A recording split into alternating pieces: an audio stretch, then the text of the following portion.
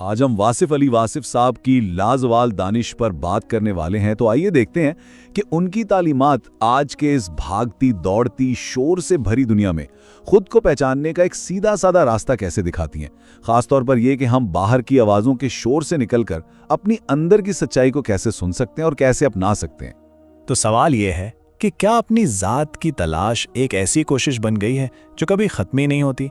अक्सर ऐसा ही लगता है ना कि खुद को तलाश करने का ये सफ़र एक ऐसी रेस है जिसकी कोई फिनिश लाइन ही नहीं है, बस एक थका देने वाली कोशिश जहां हम हर वक्त कुछ ना कुछ बनने की कोशिश में लगे रहते हैं और सच पूछें तो आखिर में हाथ कुछ भी नहीं आता। तो इसी मकाम पर वासिफ अली वासिफ साहब का फ़लसफ़ा एक बिल्कुल इनकलाबी, एक रेवोल्यूशनरी आइडिया सामने लाता है और वो है इनकिसारी। जी हाँ, ये ख्याल आजकल के सेल्फ प्रमोशन यानी खुद नुमाई के जुनून को सीधा सीधा चैलेंज करता है। तो यहां हमें दो बिल्कुल अलग रास्ते नजर आते हैं। एक तरफ तो है आज की दुनिया का शोर शराबा, यानी खुद को दिखाना, दूसरों से शाबाशी लेना और बस हर वक्त भागते रहना। और फिर दूसरी तरफ है वासिफ साहब का दिखाया हुआ रास्ता, एक पुरसुकून अंदर का रास्ता जो इनकिसारी, अंदरूनी सफाई और एक ठहराव भरी कबूलियत की बात करता है। ये एक बहुत ही गहरी बात है। अक्सर हम लोग इनकिसारी को कमजोरी समझ बैठते हैं ना, लेकिन वासिफ अली वासिफ साहब कहते हैं कि नहीं, ये कमजोरी नहीं बल्कि असल ताकत और समझबूझ का सरचश्मा है, यानी असल हकीकत को देखने की बुनियादी इनकिसारी है। तो फिर सवाल ये उठता है कि इनकिसारी का असल मतलब है क्या। वासिफ साहब के मुताबिक इसका मतलब खुद को कमतर या छोटा समझना हरगिज नहीं है, बल्कि इसका मतलब है अपनी हकीकत को, अपनी असलियत को पहचानना, ये जानना कि हमारी असल जगह क्या है। बस यही है। अच्छा, तो खुद को पहचानने के इस सफर में सबसे बड़ी रुकावट क्या है? वो है बैरूनी तौसीक का फरेब, यानी दूसरों से मंजूरी हासिल करने का धोखा, जो हमें हमारी अपनी सच्चाई से बहुत दूर ले जाता है।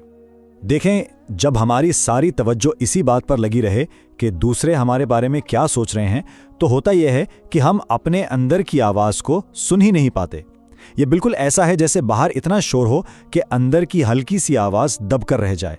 दूसरों की मंजूरी की ये दौड़ हमारी अपनी हकीकत पर एक पर्दा सा डाल देती है। और उसका नतीजा क्या निकलता है? बहुत साफ है, हमारी अपनी हकीकत धुंधला जाती है। हम ये भूल जाते हैं कि हमारी असल कद्र क्या है। हमारी जिंदगी का रिमोट कंट्रोल दूसरों के हाथ में चला जाता है और हम उनके फैसलों के मुताबिक जीने लगते हैं। और फिर पैदा होती है वो बेचैनी, वो परेशानी कि हमारी जिंदगी का मकसद क्या है, जिसके पीछे हम भागते रहते हैं। तो यहां से एक बहुत बड़ी तब्दीली शुरू होती है। वासिफ अली वासिफ कहते हैं कि इस बेचैन तलाश से बाहर निकलें और ठहराव की, कबूलियत की एक पुरसुकून हालत में दाखिल हों। यानी असल सफ़र कुछ ढूंढने का नहीं, बल्कि जो है उसे कबूल करने का है। तो अब आते हैं मकसद के तस्वुर की तरफ। वासिफ साहब इसको बिल्कुल एक नए अंदाज से देखते हैं। वो इसे कोई मंजिल नहीं मानते, बल्कि इसे होने की यानी वजूद की एक कैफियत कहते हैं। तो समझने की बात यह है कि मकसद कोई पहाड़ की चोटी नहीं है जिसे फतह करना है। ये तो एक हालत है, एक कैफियत, जिसे आप यहीं इसी लम्हे महसूस कर सकते हैं। और जैसे ये बात समझ आती है ना, तो जिंदगी का कोई एक बड़ा सा मकसद ढूंढने का जो प्रेशर होता है वो एकदम से खत्म हो जाता है। और जब इंसान अपनी असल जगह, अपनी हकीकत को पहचान लेता है ना, तो खुद को तलाश करने की वो जो बेचैनी थी वो अपने आप ही खत्म हो जाती है। इससे एक ऐसा गहरा सुकून मिलता है और उस मुसलसल भाग दौड़ से, उस तलाश से एक आज़ादी का एहसास होता है। तो ठीक है, ये सब बातें तो बहुत अच्छी हैं, लेकिन सवाल यह है कि ऐसी जिंदगी शुरू कैसे की जाए।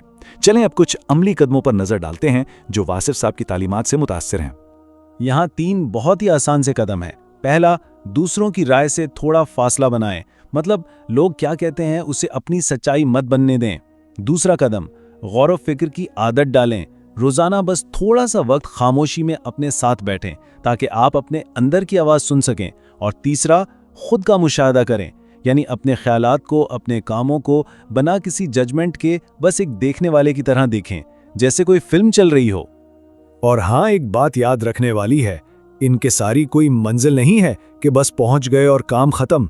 नहीं, ये एक मुसलसल अमल है, एक सफर जो हमेशा जारी रहता है। और यही सफर हमें एक ज्यादा सच्ची, एक ज्यादा भरपूर जिंदगी की तरफ लेकर जाता है। तो आखिर में एक सवाल है जिस पर गौर करना चाहिए। क्या हमारी असल जात, हमारा हकीकी आप हमें मुसलसल भाग दौड़ और तलाश से मिलेगा, या फिर खामोशी और ठहराव में वो हमें खुद ही मिल जाएगा?